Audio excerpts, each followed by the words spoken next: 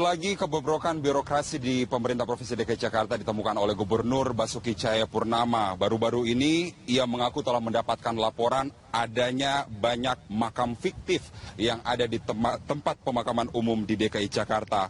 Alhasil, ia berencana akan memecat Kepala Dinas Pertamanan dan Pemakaman beserta seluruh jajarannya. Menurut Ahok, kebanyakan makam fiktif tersebut adalah makam yang sengaja dibuat hanya untuk dijadikan penanda bahwa lahan tersebut sudah dipesan. Ahok menuding telah terjadi permainan licik di Dinas Pertamanan dan Pemakaman berupa pungutan liar, dan mantan Bupati Belitung Timur tersebut menjelaskan perombakan yang akan dilakukannya harus melalui proses yang bertahap, yakni mencopot kepala dinas dinilai tidak cukup untuk menghentikan praktek licik tersebut. Ahok mengaku tengah menyiapkan sekelompok orang untuk menggantikan seluruh jajaran Dinas Pertamanan dan Pemakaman yang ada saat ini.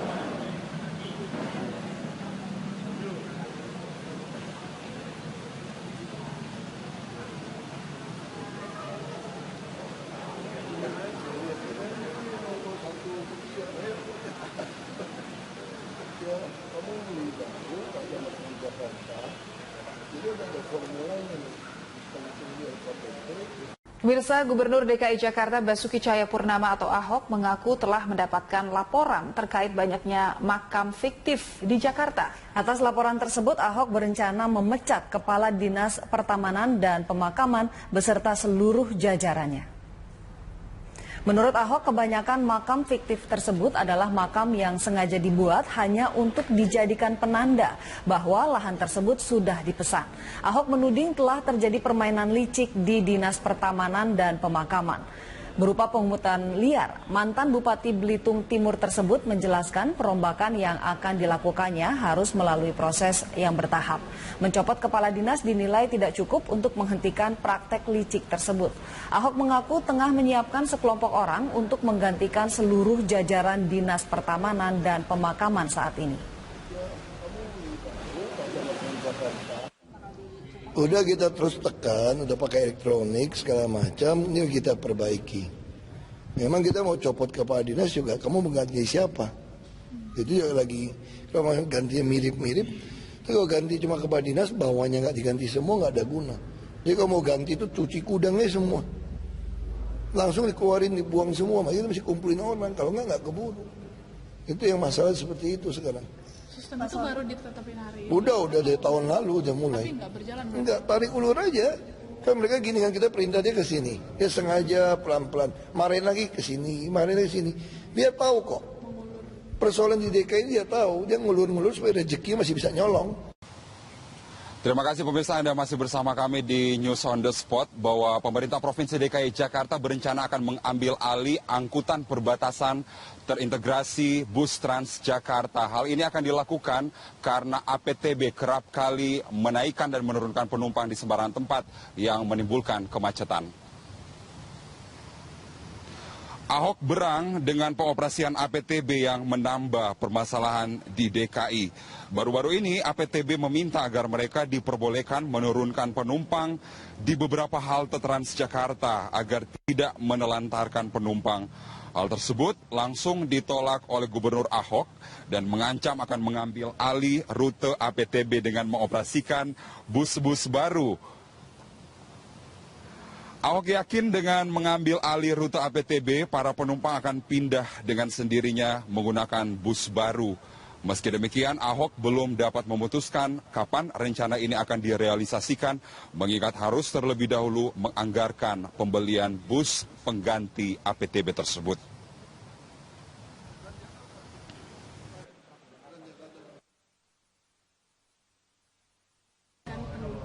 Nggak mau, nggak ada. Kita nggak mau. penumpangnya terlantar jadinya.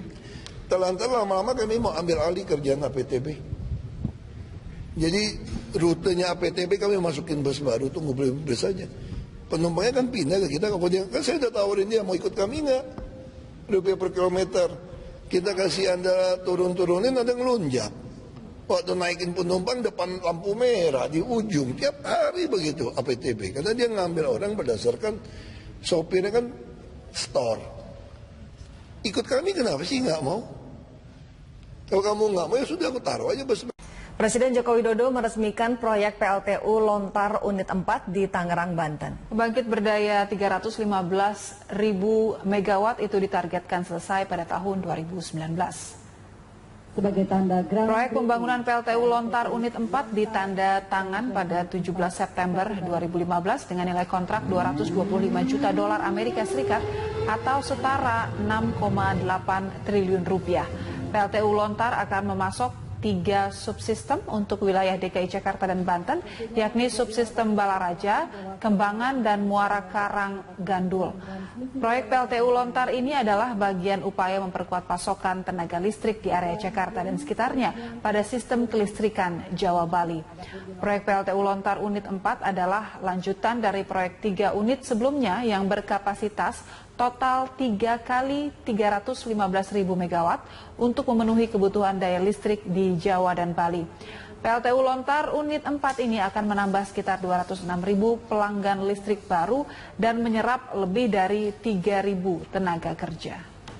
Pemerintahan Jokowi JK terus mengejar target pemenuhan kebutuhan daya 35.000 megawatt listrik di tanah air. Ya, sejumlah pembangkit bertenaga uap dibangun di Gorontalo, Aceh, dan Kalimantan Barat guna kesejahteraan masyarakat termasuk menciptakan iklim investasi yang kondusif. Presiden Joko Widodo meresmikan pembangkit listrik tenaga gas atau PLTG Gorontalo.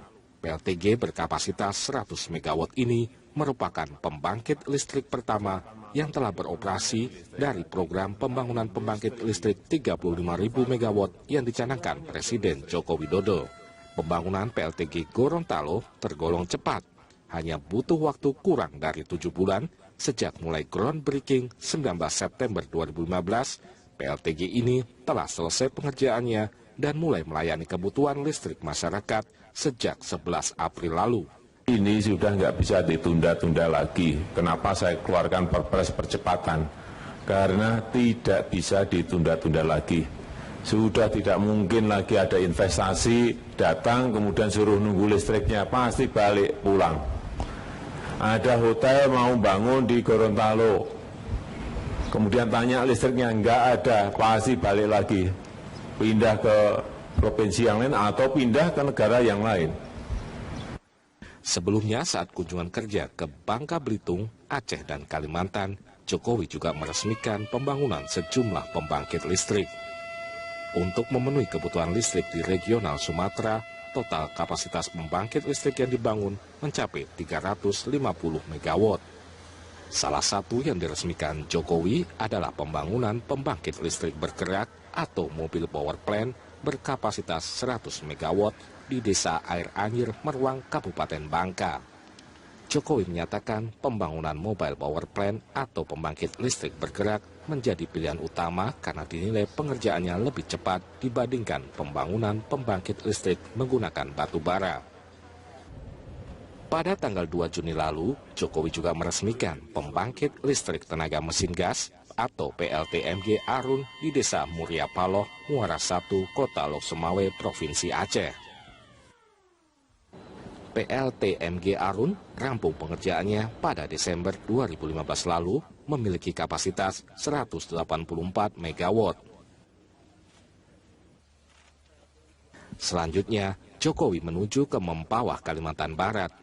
Jokowi meletakkan batu pertama atau memulai pembangunan mobile power plant Kalimantan Barat dengan kapasitas 4 kali 25 megawatt. Selain itu, Jokowi juga meresmikan pembangkit listrik tenaga uap PLTU Ketapang yang berkapasitas 2 kali 10 megawatt. Jokowi sempat menyebut tentang pembangunan pembangkit listrik yang mangkrak hingga bertahun-tahun dan menghabiskan banyak biaya. Pembangunan pembangkit listrik di berbagai daerah merupakan jawaban dari pemerintah atas keluhan masyarakat terkait kurangnya pasokan listrik di berbagai daerah. Jokowi menegaskan pemerintah tetap berusaha mengejar target listrik 35.000 megawatt di seluruh Indonesia. Hingga akhir tahun lalu sudah ditandatangani Power Purchase Agreement atau PPA sebesar 17.300 megawatt. Sebanyak 8.000 megawatt diantaranya sudah mulai tahap groundbreaking.